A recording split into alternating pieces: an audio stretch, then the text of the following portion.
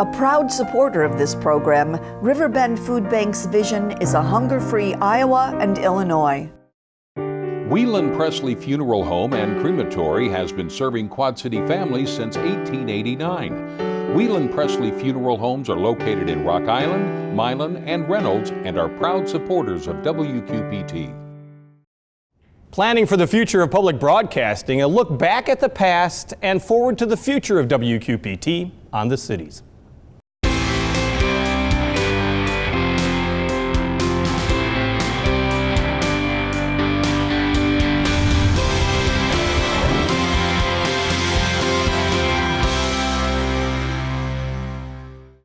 WQPT is kicking off a new phase of a community-wide campaign that will go a long way toward charting its future. It's called Aspire Higher. The station literally trying to reach higher into the skies while also making sure those of us here on the ground get a better chance to make use of all the things your local public television station has to offer. But what does Aspire Higher mean to you and your family, and what does WQPT need to make sure it succeeds? And joining us is Bill Breedlove, a WQPT Advisory Board member, co-chair of the Aspire Higher campaign, and Mary Press, who helped lead WQPT's capital projects and planning. Thank you both for joining us. Thank you for having us. Explain to me Aspire Higher. What's the concept here? Well, the concept is we broadcast from a tower, and the higher you are on the tower, the more people you can reach. And our goal is to get higher on the tower, have a better signal, and we'll be able to reach about 200,000 more people with the goal that we've set for ourselves. And so if we can do that, that's 200,000 more people that are going to be able to see all the programs.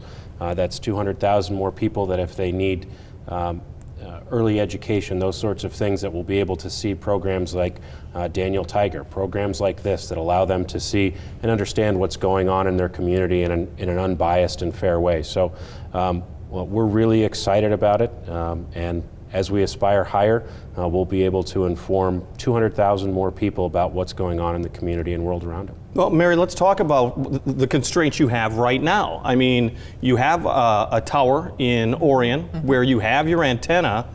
It's been there for what, more than 35 years? As long as I can remember. Yeah, so I mean, it's almost like you're at this point where you got to do something. Well, we're on a tower, but we're lower on the tower. And as viewers may know, there's a lot of stations that have to move their channel number, so you see a lot of repacking advisories out there, including, Channel 8. And we took advantage of that work being done on the tower to see if we could move our antenna taller on the tower so that we could reach more people. And not only that, but the people who receive us within the Quad Cities can get a stronger signal. So those people who can't really get us well with an antenna will be able to get us a lot better. So what is the goal right now? I mean, it's a total of what? About $2.5 million, $2.4 million. Where are we right now? We're at 87% of the way there. That's amazing. Yeah. And that's mostly from what? Endowments, corporate giving? And individual leadership gifts. And so what are you looking for right now? Because you're looking at about $300,000. Just over $300,000 to reach the final goal for the campaign. And that will not only buy a new transmitter and a new antenna, and put that antenna higher on the tower, it'll also cover some improvements in our production facility and our ability to expand our local programming. I think people might not understand. I mean, let's be honest. This program is not being broadcast from inside a WQPT facility. You're actually contracting out, in this case, to Channel 8 to use their studio. You're really a bare bones operation. So asking for $300,000 is a huge deal. Yeah, we have not done this since we signed on the air 35 years ago.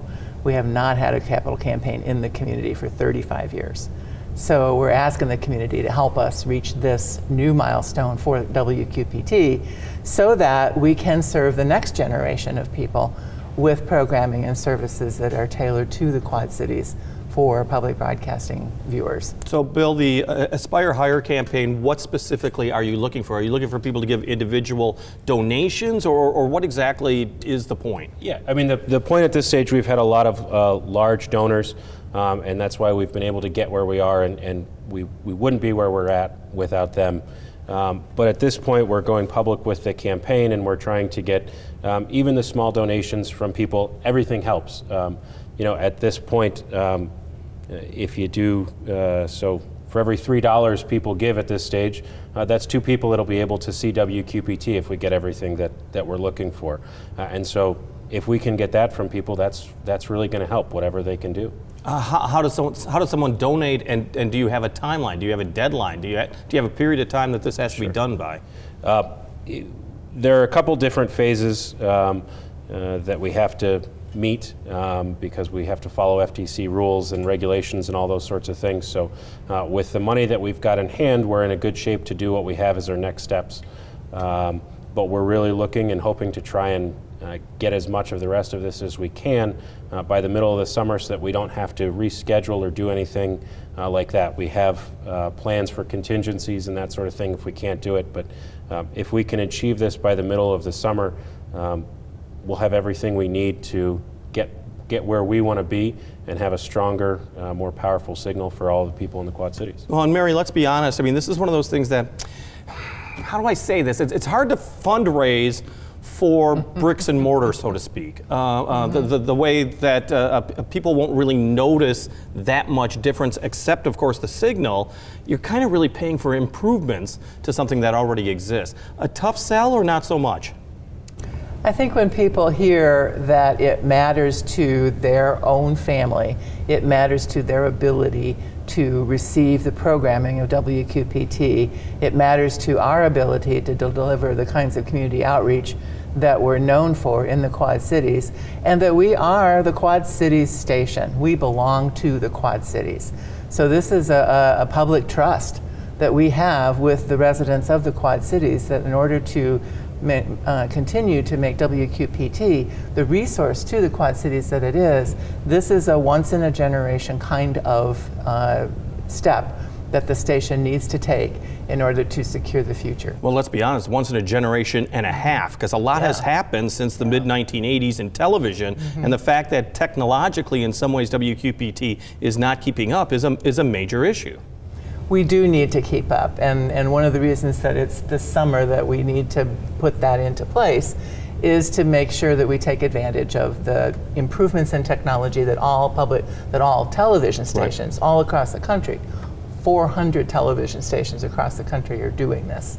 So WQPT needs to do this too in order to be able to continue to maintain its position in the market. Bill, I think, Mary put it really well too, is that this isn't something that WQPT or Public Broadcasting the Quad Cities has done repeatedly. You haven't every 5 years gone out and said, oh, look, we need help, it's a dire situation. No, this is a unique opportunity, you're saying. That's right. I mean, the station runs on a very shoestring budget, and they do a fantastic job. They win a lot of awards for everything that they're able to do on a small budget and with small staff.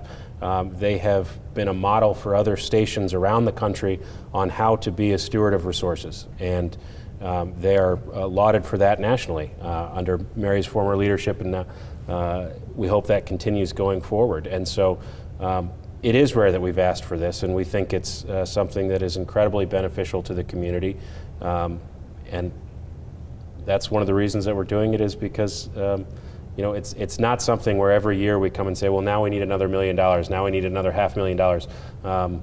If you average out our $3 million ask over 35 years, it's not that much. Yeah, absolutely. Out of curiosity, on a personal note, why are you involved in this? What is it that local public broadcasting has brought to you and your family?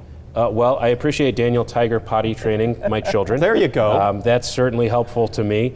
I would like to watch a lot more of the programming, but I have a 4-year-old and a 2-year-old, and they pretty much decide what goes on the TV. So, they own the TV. We don't watch a lot of the Ken Burns documentaries with my 4-year-old, but we do watch a lot of the children's programming. And as far as the signal improvement itself, in where my wife and I used to live, we didn't have cable. We used an antenna, an HD antenna. And if we wanted to watch some stations, we had to have the antenna on one spot on the wall. Mm-hmm. But if we changed channels, I would have to get up, take it off the wall, and move it to another part of the wall. And so with these improvements, people won't have to do that to get the signal for WQPT anymore. You won't have to move your antenna around the house to try and get the signal you're after. Well, Mary, you've been general manager at WQPT for a number of years. What was it like? I mean, you must have gotten complaints or at least comments from the public constantly. Yeah. How would this resolve that? We get calls every week about how can I get your channel better. I can't seem to get it. It's harder to get in the summer than the winter because the trees all have leaves on them. Right. So the opportunity to receive WQPT, and we're very cognizant of the fact that people like our channel. They want to watch the programs that are on WQPT. And so to be able to deliver that kind of service to the community was a priority. And to try and find the resources for that to be accomplished was something that in the timing with the other broadcasters and the work that's being done on the tower now, that saved us $500,000 at least, because we could put our project in the mix. Changes have to be made anyhow. Why not do the right thing? Tower crews have to be out there. You know, let's add our project to the whole mix and see if we can't make this work. So in terms of stewards of the money that our viewers give us to operate, we're always looking for economies of scale, and this was the right time to make this move and to answer the question that we always get about help me get your channel better. All right, Bill, the best pitch you got. How does somebody give right now? How does somebody help you try to aspire higher? They can go to WQPT, go to our website. They can call. If they get the mailings, there will be a donation card. A donation card in the program for this year. And again, every little bit helps. For every $3 you're giving, you're helping 2 more people get our signal. And I think that's really important because that's going to help a lot of people that will really benefit from the educational and other programming on the channel. Bill Breedlove, Mary Press, thank you so much. The WQPT Advisory Board member and the retired Director of Capital Projects and Planning for WQPT. Thank you so much for joining us.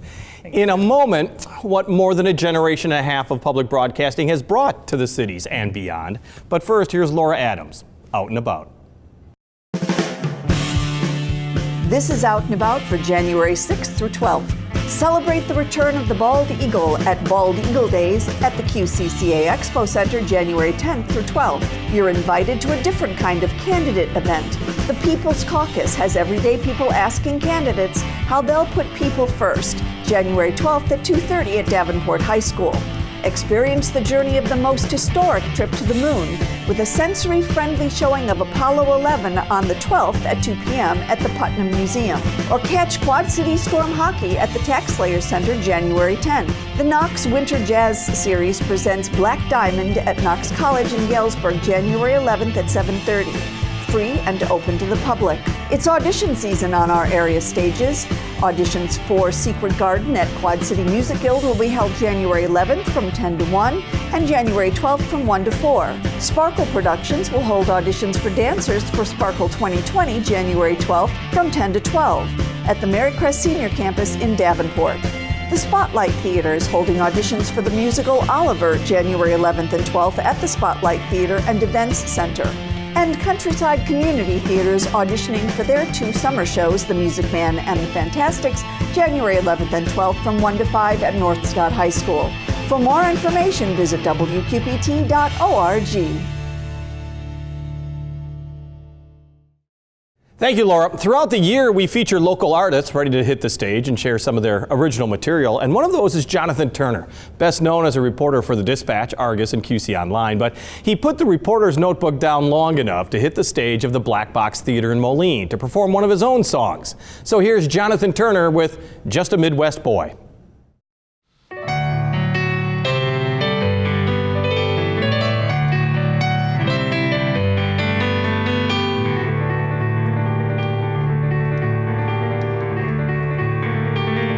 Just a Midwest boy and a Jersey girl, alone in New York, alone in the world. Night after night, the boy and girl wondered if they'd ever find the one, or would their hungry hearts be forever born to run? They thought, where are you?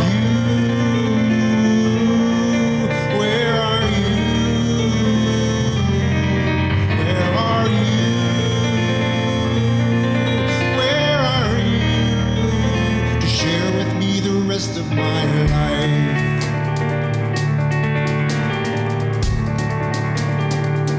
Just a Midwest boy and a Jersey girl. One day they met online. They let their feelings unfurl. With the touch of a mouse they clicked, got together the very next day. The date she was born, on their date she was reborn to stay. She felt, I found you, I found you, I found you, I found you for the rest of my life.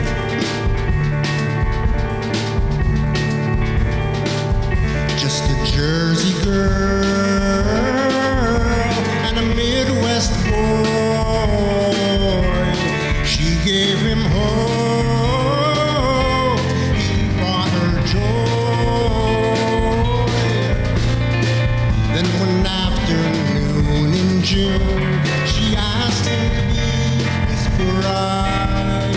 Though it was raining out, the sunshine streamed inside. He said, I love you, I love you, I love you, and I love you for the rest of my life.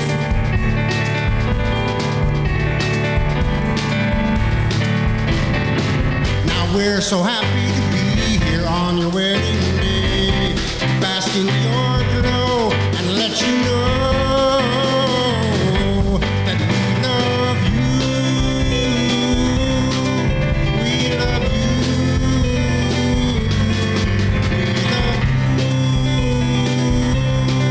We love you. We love you.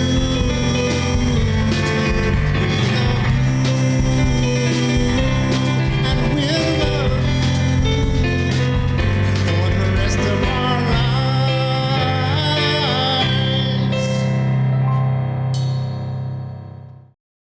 Jonathan Turner with Just a Midwest Boy. A little earlier, we talked about a new initiative at WQPT called Aspire Higher. It's a campaign to raise almost $2.5 million for new technology, critical updates, and an improved signal for WQPT.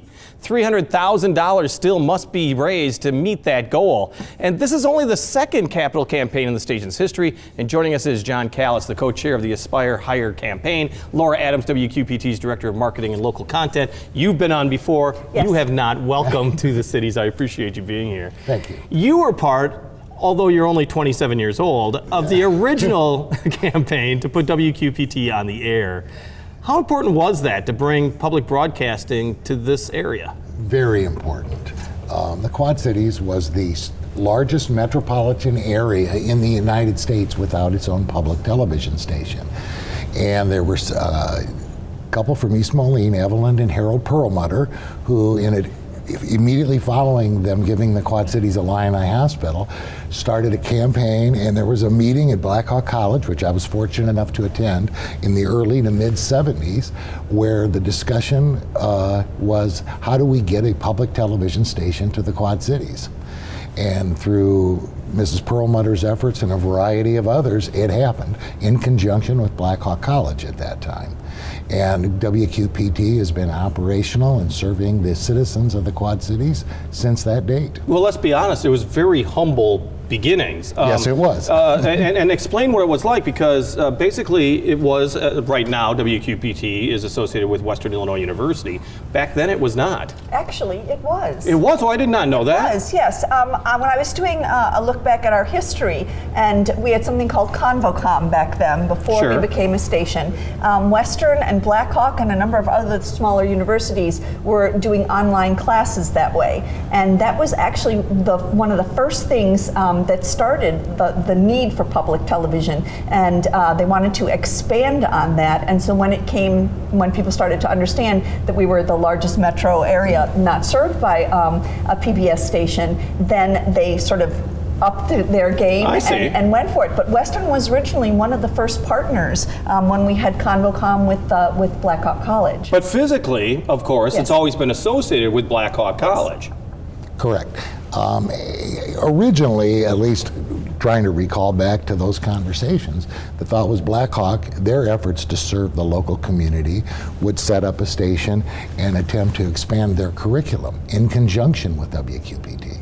Was there always the same singular mission as far as, I mean, just bringing a PBS station to the Quad Cities is an issue, but it means more than just a broadcast tower and a couple programs. Yeah, I mean, there's always been the initiative to reach out into the community, not just in the sense of being on the air, but also, you know, being in classrooms and libraries and that sort of thing. And so that's been a part of that from day one. You know, I was looking back at old videotape and I'm saying videotape, of when we did auctions and we were live. So there's always been these partnerships within the community. Our partnership with WQAD is no different really than the partnerships we've had in the past with other broadcasters, and it's those partnerships that have made WQPT possible. So we expanded certainly and are in more schools now, and obviously we're teaching different things now than we did when we started 35 years ago.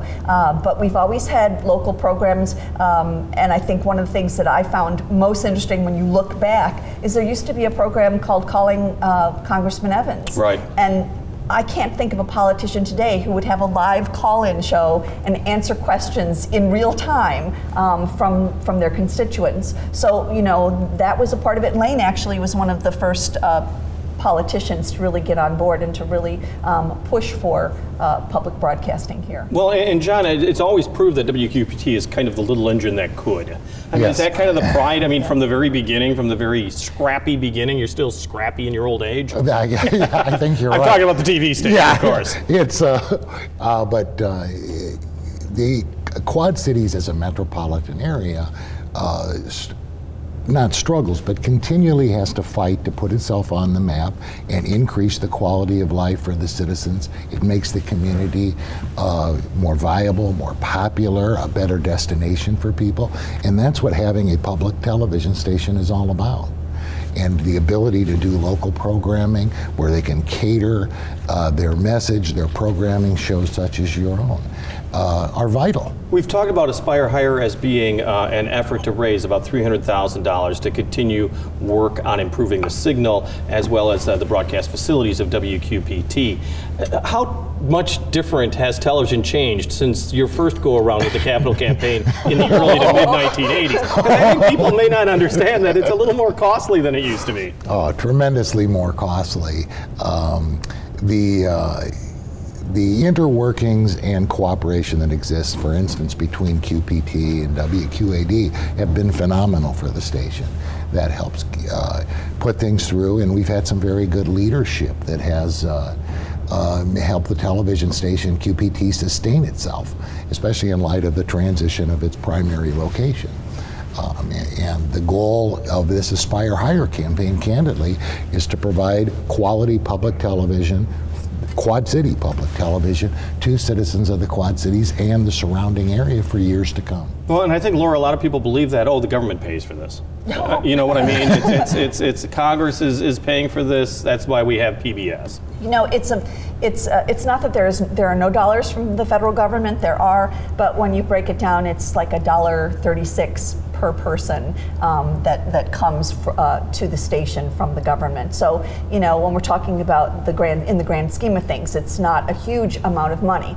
Certainly, we never look a gift horse in the mouth, and we never say that, you know, if we don't have $100 when we could take, you know, when someone has $10, it's all good. Every dollar is significant. Absolutely. But it's not a free fall of cash flowing in from the government. No, not at all. And I think, you know, I mean, there's always a push to cut that, but when you start to break it down to really the dollars and cents of it, it's really pretty nominal when you come to our federal budget. And, you know, we look at WQPT very much as a family, not just within WQPT itself, but we view our viewers and our supporters and our friends as family, because they without them, we don't exist. When it says viewers like you on television, you know, when they talk about public broadcasting, that's so true. There's nothing that we could do without them. And that comes down to our volunteers. You know, we have over 200 volunteers that come in and do Imagination Station with us. People, you know, things have changed over the years. Our broadcasting our facility is not the way it used to be. Some of that is outsourced now.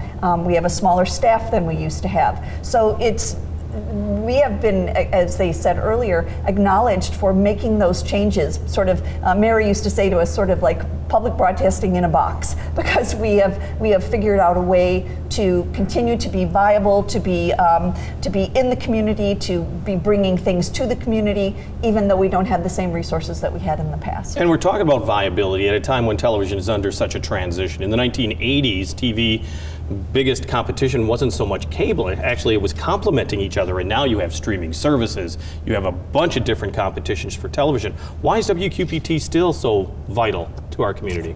Well, programs such as yourself, first off. The book drives and assets and resources that it makes available to the schools. Netflix does not do that. WQPT does do that. Its ability to cater, you know, other programs and services to the citizens. And in addition, WQPT is in the process of, in conjunction with National Public Broadcasting, making, you know, online programming available to members. And when we talk about WQPT, we are the only locally owned, that means the people here, locally owned television broadcasting station. You know, there's so many stations that are bought by other stations, et cetera, as they go along. And WQPT is WQPT. It's owned by the people here in this area. Do you like the name of the campaign, Aspire Higher? I mean, does that kind of underline exactly what you're hoping for the future of WQPT? It does both of those things. It's not only in a physical sense, in a literal sense, moving the transmitting tower, yeah, going up higher, but also we do aspire to create more, to do more. John Callis, Laura Adams, thanks again so much for helping us out. And we want to remind you the Aspire Higher campaign continues. You can get all the information at WQPT.org. We hope that you can help continue to improve public broadcasting in the Quad Cities. So check it out right now at WQPT.org. And we want to welcome you to a big party we're throwing in our own honor. Tickets are now on sale for WQPT Champagne on the Rocks event. It's coming up Friday, January 24th at the Rhythm City Casino and Resort. It's a night for you to bid on great prizes and perhaps win some jewelry. Get details about Champagne on the Rocks at our website. Once again, one-stop shopping at WQPT.org. On the air, on the radio, on the web, and on your mobile device. Thanks for taking some time to join us as we talk about the issues on the cities.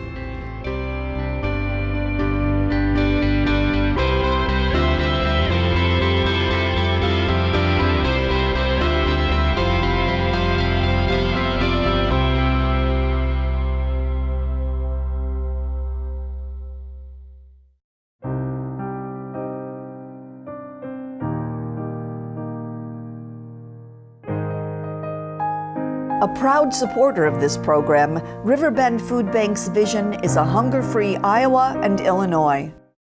Whelan Presley Funeral Home and Crematory has been serving Quad City families since 1889. Whelan Presley Funeral Homes are located in Rock Island, Milan, and Reynolds and are proud supporters of WQPT.